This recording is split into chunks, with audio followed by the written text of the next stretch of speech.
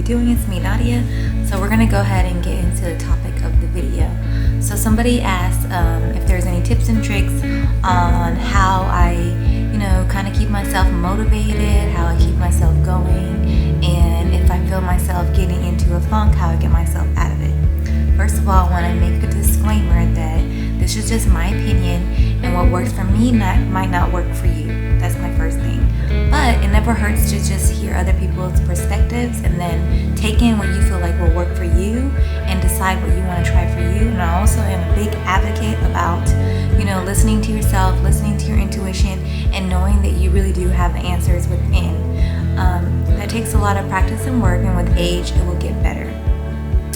But I can give you some of the things I do and what I think about that helps me, stay motivated, that helps me believe in myself, that helps me move forward. So first thing that I have to say, or a little list, you have to find a way to pay attention to your life. And when I say you have to find a way to pay attention to your life, that means listening to your intuition, or kind of seeing what makes you feel uncomfortable, what doesn't make you feel uncomfortable, and also understanding what's important to you and what's not important to you. So some of those things that can help is you can say, hey, what did I like when I was younger? What did I like when I was a child? What made me happy when I was a child? Because right now, the older you get, sometimes you get into the habit of work and this and that, and you forget about who you originally were, or who you originally were as a child, or when you came out into this world before you got tainted. Okay, so that's what I do. And then another thing that you have to pay attention to is how you're spending your time. If you feel like you're getting at the funk and you see that you're spending more time doing one thing, or you're wasting time, then that's something that you probably need to evaluate. And also, a major thing that I want to say is have grace for yourself. We're going to have our up days, we're going to have our bad days, we're going to have our slow days. We're not always going to be up. We're not always going to be, a certain kind of way. We're not robots, we're human beings. And sometimes we want to rest. Sometimes we want to be sad. And I'm a strong advocate for, if you're feeling sad, or if you're feeling unhappy about something, or if you're having those emotions, I think that it's a good thing to let those emotions out. So if that means crying, then cry. I cry, and that makes me feel better when I cry and I let it out. I really don't cry in front of people that much anymore because I used to be called a crybaby. So if I need to cry, I'm going to cry. Another thing is give yourself a time period of how long you're going to let yourself be in the funk. If you notice that you're doing it for a while and it's becoming kind of unhealthy, it never hurts to ask for some help. It never helps to let people know who are close and dear to you and love you and care about you, saying, hey, I'm not feeling happy right now. I'm feeling sad or something. So they can kind of be there for you. So let's talk about the 3 things that are very important in my opinion.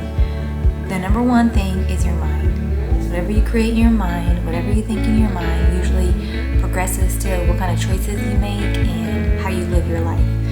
It's all about your mindset. If you believe anything, then most likely it's going to happen. Whatever you believe is the world that you imagine, is the world that you create. That is my opinion. That's what I feel. So you have to nourish your mind. So what kind of stuff are you reading? What kind of things are you ingesting? What are you allowing to penetrate your mind and your soul? Are you in control of your mind? That's not an easy thing to become in control of your mind, but you want to be able to do that. So I feel like it's good to have good things that go into your mind and to not let your mind take over, because sometimes our mind can make us sick. So you have to fix your mindset. Number 2, your body. Our body is very important. It's the vessel that holds our mind, that holds our spirit, that holds, who we are as a person. You want to take care of this body that you're taking care of, because if your body starts falling apart, then it's going to affect your mind. And then, that's a trickling effect. And then, of course, your spirit. I believe that we're all spiritual beings and that we have an essence about us. So that essence has to be nurtured as well. So understand these 3 concepts, and I believe if you balance these 3 things, then it's going to help you navigate things in the world. And then another thing is your spirit. What do you believe in? And there's 3 things that I think are very important for my life that has helped me a lot, and that is having faith, having hope, and having the belief. You have to have faith, to see things and believe in things that you don't necessarily see. You have the hope that if you're wanting something, if you're desiring something, or just having hope in something. Hope is what keeps people going, And then you have to believe. So those 3 things are important as well. Another thing that I think is very important is, you have to stop trying to seek validation from others. And I understand we do want to be validated. We do want attention. We do want people to see us for who we are. But these external sources can fail you many times. So you don't ever want to be a prison to other people's beliefs about you. You never want to be in a situation where you depend and rely on other people to validate you, to accept you, or to care about you. You have to remember that you're just as valuable inherently, just like everybody else. I don't believe anybody's any more valuable than somebody else. We might have different levels of us. We might have different weaknesses. There might be people who are better at certain things, or, have more things to you. But at the end of the day, nobody's more human. So you have to understand that you have that internal, and you have that value inherently no matter who you are. So once you understand that, you don't have to have outside sources to validate you, and you can go from there. So that is the compass of my philosophy and how I try to live my life. And then there's other things. What kind of routines do you have? Anything in life, in my opinion, is you have to have strategy. You have to have a strategy, and you have to have some kind of plan, and if you have a routine, if you have a strategy, if you have a plan, if you have some kind of goal, think about those things. So when you're feeling in funk, you can think, hey, I have this goal right here. I have this vision right here. If I do this today, then that might make my vision take longer to get to. So yeah, there's going to be moments of being uncomfortable, and there's going to be moments of not being happy, but that is expected in life.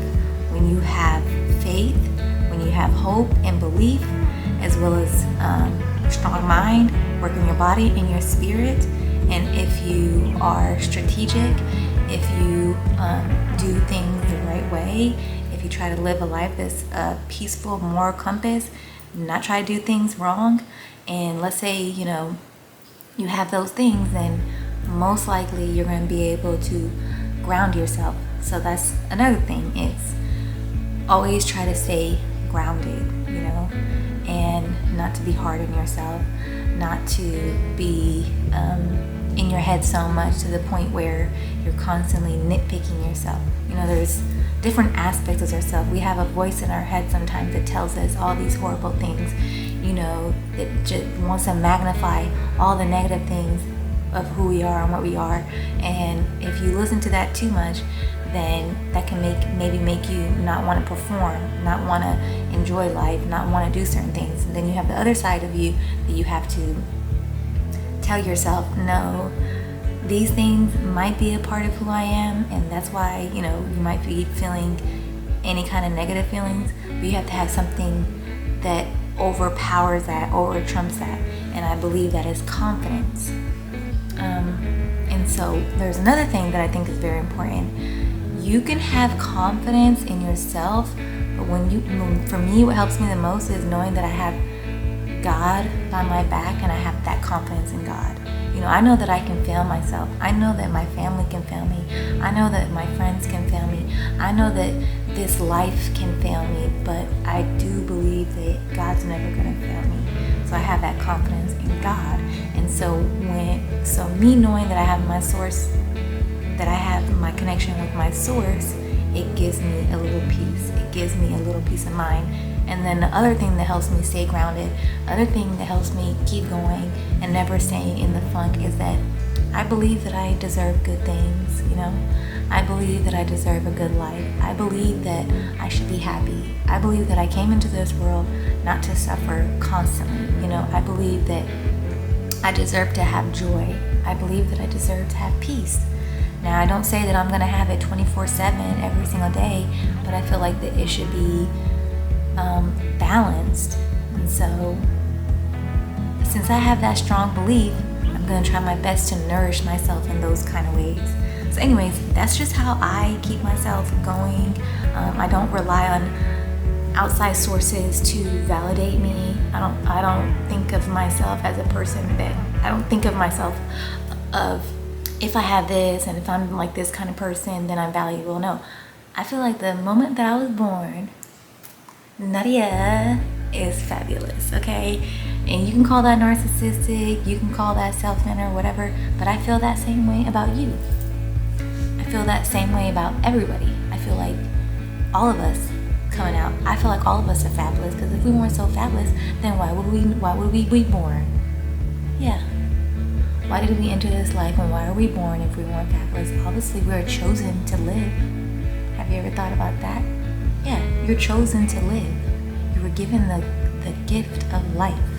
So, don't you know that you were created to live? Don't you know that you were thoughtfully and wonderfully created? And that, you know, your creator wants you to be happy, that your creator is rooting for you, that your creator is loving you, that your creator loves all of us, and that there's no difference between any of us. So you don't want to let your creator, you don't want to let God down, you know?